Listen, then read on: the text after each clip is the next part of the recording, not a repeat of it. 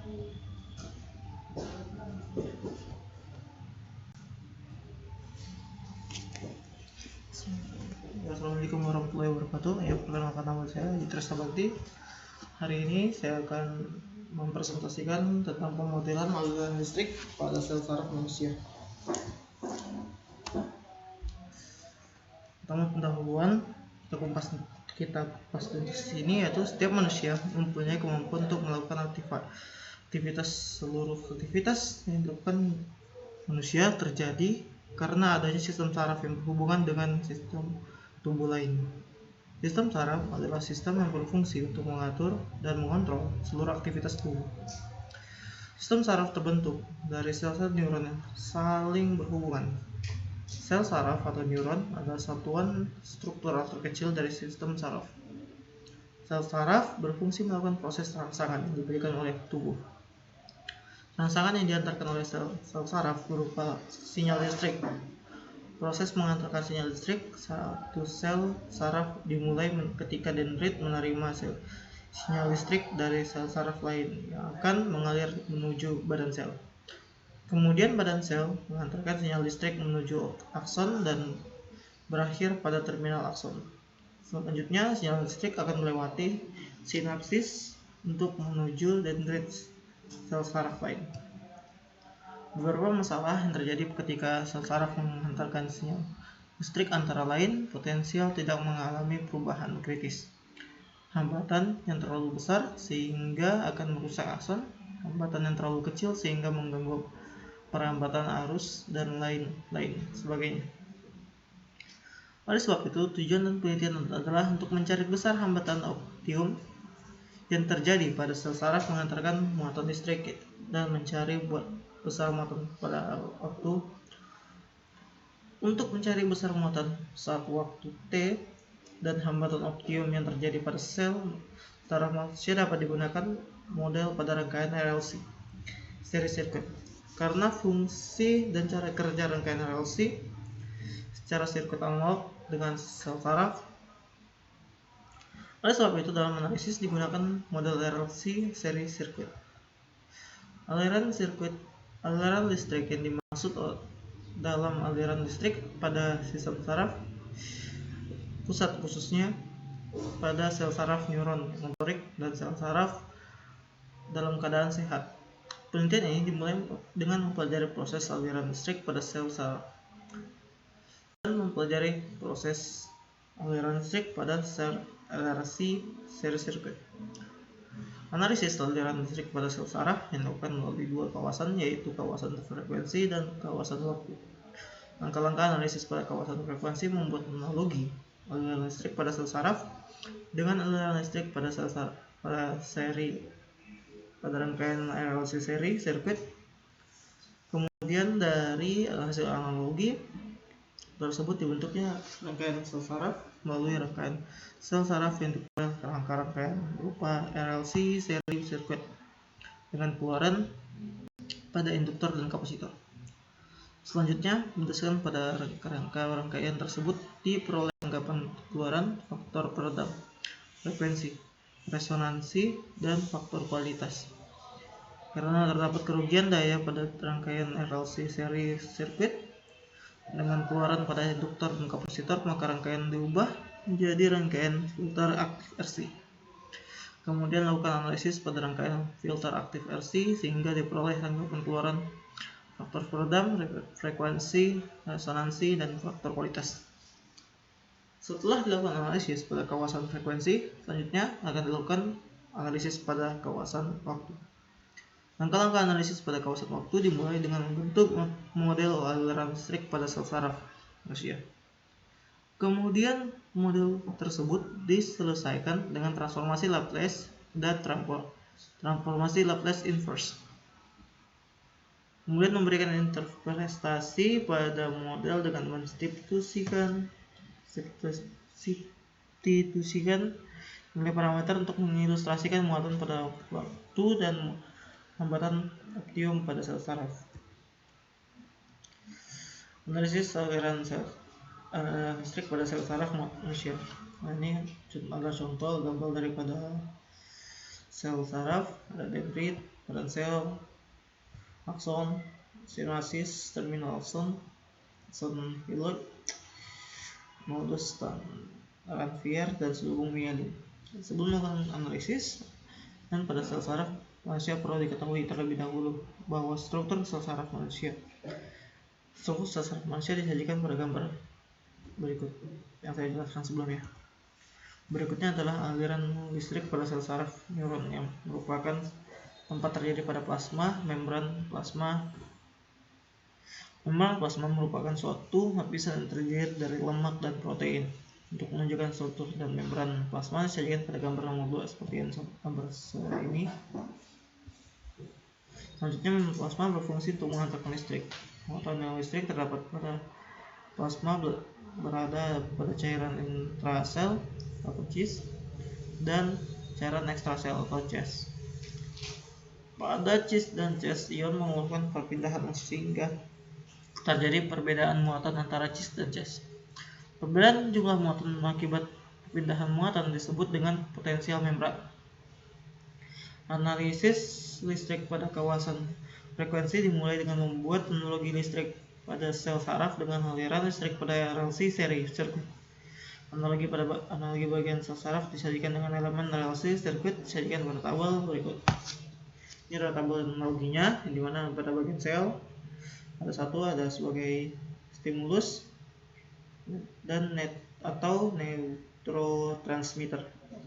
Itu pada rangkaian RLC dia sebagai sinyal listrik, ion Na dan Na plus dan K plus, dan anion atau sebagai muatan listrik, cairan intrasel CIS dan CES, cairan ekstrasel itu kapasitor, itu voltase Na dan itu voltase K plus. Na plus dan K plus itu resistor, dan protein itu adalah induktor. Selanjutnya, setelah mengetahui analogi bagian pada sel saraf dengan elemen pada RLC seri sirkuit, diketahui analogi proses aliran listrik yang terjadi pada sel saraf dengan proses listrik pada RLC seri sirkuit. Kemudian dan hasil dari analogi tersebut dibentuklah rangkaian sel saraf. Melalui rangkaian sel saraf diperoleh rangkaian sel saraf yang berupa rangkaian RLC seri sirkuit dengan keluaran pada induktor dan kapasitor. Rangkaian RLC seri sirkuit dengan keluaran pada induktor dan kapasitor disajikan pada gambar berikut ini. Ini adalah rangkaiannya di mana resistor, dan induktor, dan kapasitor.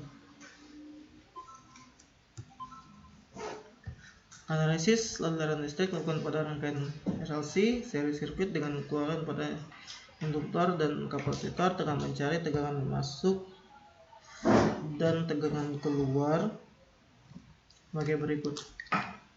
In atau tegangan masuk sama dengan T, itu ini sebagaimana rumusnya. Di sini adalah tegangan keluarnya, sebagaimana di sini ada rumusnya. Dengan melakukan transformasi Laplace pada persamaan 1 dan 2, diperoleh tegangan masuk dan dengan 1 dan 2 diperoleh tegangan masuk dan tegangan keluar frekuensi sebagai berikut. Ini adalah hasil daripada tegangan masuknya dan ini adalah hasil daripada tegangan keluarnya. Kemudian melakukan transfer fungsi adalah hasil dari transformasi Laplace dan dari variabel keluaran Vout dengan Vout waktu dengan variabel masukan Vin waktu dengan syarat awal adalah 0. Hasil transfer fungsi persamaan 3 dan 4 diperoleh tanggapan keluaran sebagai berikut. Vin-nya dan ini Vout-nya.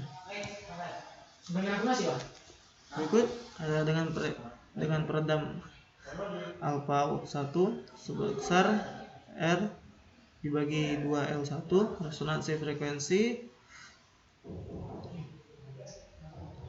E0 1 sebesar 1 akar L1 C1, faktor kualitas.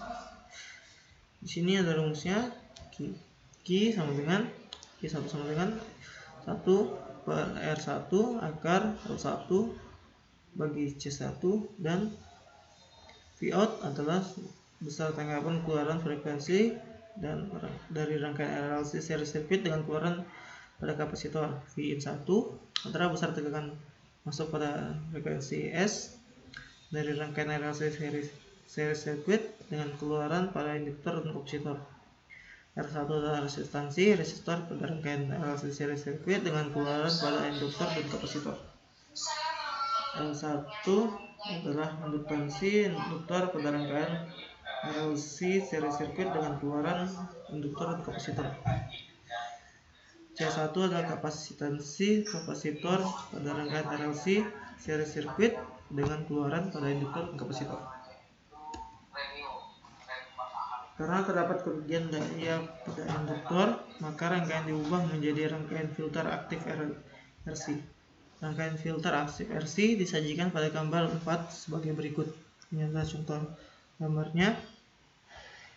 Selanjutnya setelah diubah bentuk rangkaian filter aktif RC, dilakukan analisis rangkaian berdasarkan loop. Pada rangkaian analisis pada loop pertama diperoleh sebagai berikut. Selanjutnya bentuk rangkaian setelah masuk. Selanjutnya dibentuk rangkaian filter aktif RC, lakukan analisis seluruh loop. Pada rangkaian analisis loop pertama diperoleh sebagai berikut.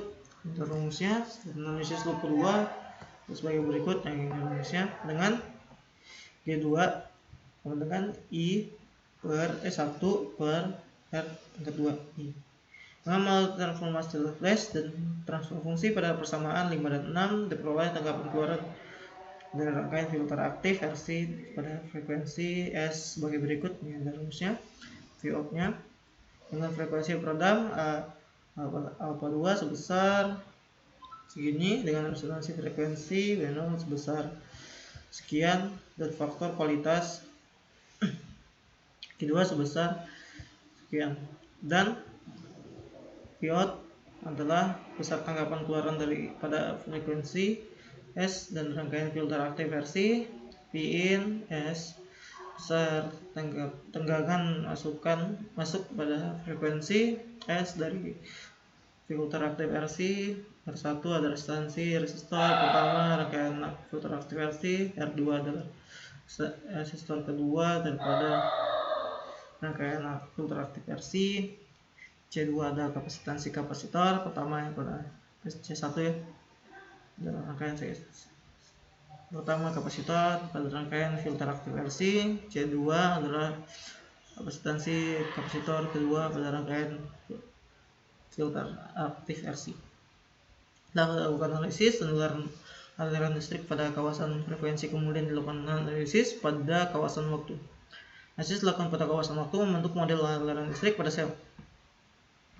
Sang saraf dilakukan berdasarkan konsep aliran seri sirkuit. Berikut ini model aliran listrik pada saraf manusia, yang dimana L rumusnya L D pangkat 2 Q kali T bagi D T pangkat 2 plus R D kali Q sama dengan kali T per DT plus QT bagi C sama dengan 0 dengan LR sebagai parameter. Kemudian lakukan transformasi pada persamaan 7 sehingga diperoleh besar kemuatan pada frekuensi S sebagai berikut, yaitu QS dengan yang rumus yang tertera di bawah.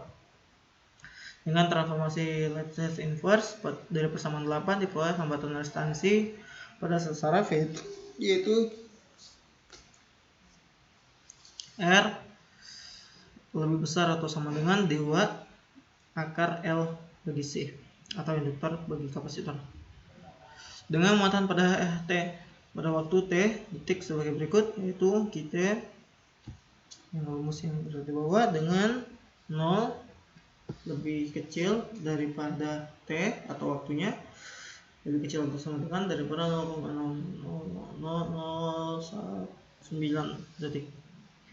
Dengan interpretasi modal dalam tujuan melihat aliran listrik yang terjadi pada sel saraf manusia diberikan nilai parameter L, yaitu protein sel saraf manusia sebesar 10-3H dan nilai parameter C, yaitu cairan intrasel, cairan ekstrasel sebesar 10 pangkat minus 6 F dan besar atau Farad ya, besar hambatan optium sel saraf oleh mendiskusikan senilai parameter L dan C dengan persamaan 9 sehingga didapat hambatan sel saraf minimal harus mencapai 63,2455 ohm untuk mencari besar muatan pada AT, yaitu dengan mensubstitusikan parameter L 10-3H Henry, C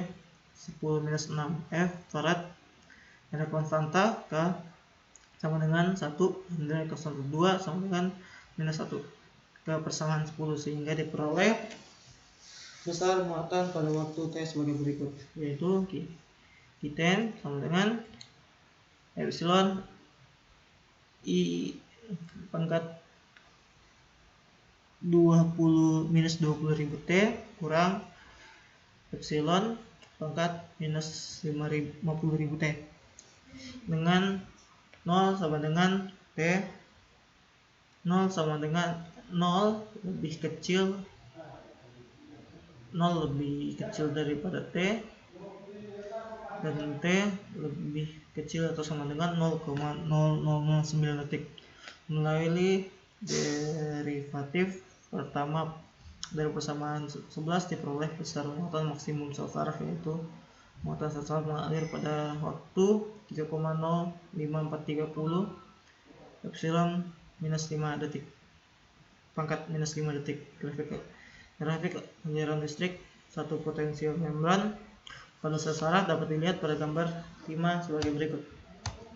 Nah, itu adalah contoh gambar yang 5 dan penjelasannya bahwasannya pada gambar 5 dilihat muatan listrik ke membran plasma pada dendrit sehingga mengalami potensial berjenjang, yang artinya terjadi penurunan muatan pada cis depolarisasi sebesar 0,1 sampai 0,2 coulomb pada waktu 0,01 detik. Selanjutnya muatan menuju batan sel, kemudian muatan menuju akson gelap yang mengalami penurunan muatan pada cis minimal sebesar 0,3 coulomb yang untuk memicu potensial aksi.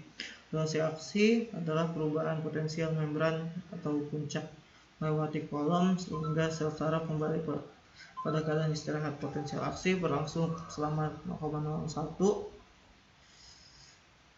detik. Keadaan muatan untuk mengembali keadaan tersebut setelah 0,01 detik hingga 0,02 detik disebut depolarisasi. Kemudian pada waktu lebih 0,02 detik sampai 0,09 sel saraf kembali pada keadaan istirahat. Penutup. Aliran listrik pada sel saraf manusia dapat dideteksi melalui model aliran listrik pada sel saraf manusia, yaitu L dq T dibagi dt plus R dq T bagi dt Kt per bagi C sama dengan 0. Dari model tersebut diperoleh besar muatan yang dihasilkan sel saraf ketika menghantarkan listrik sehingga dari dendrit hingga ke akson sebesar epsilon minus pangkat minus 20.000 T kurang epsilon pangkat 50.000 T dalam waktu minus 50.000 T dalam waktu 0 sampai 9 milidetik. Ketika sel saraf menghantarkan muatan listrik, hambatan terjadi, sel saraf mencapai 63,24555 ohm dan tanggapan keluaran sebesar dengan rumus tersebut. Ya, sekian saja itu presentasi dari saya. Kurang dan lebihnya mohon dimaafkan. Assalamualaikum warahmatullahi wabarakatuh.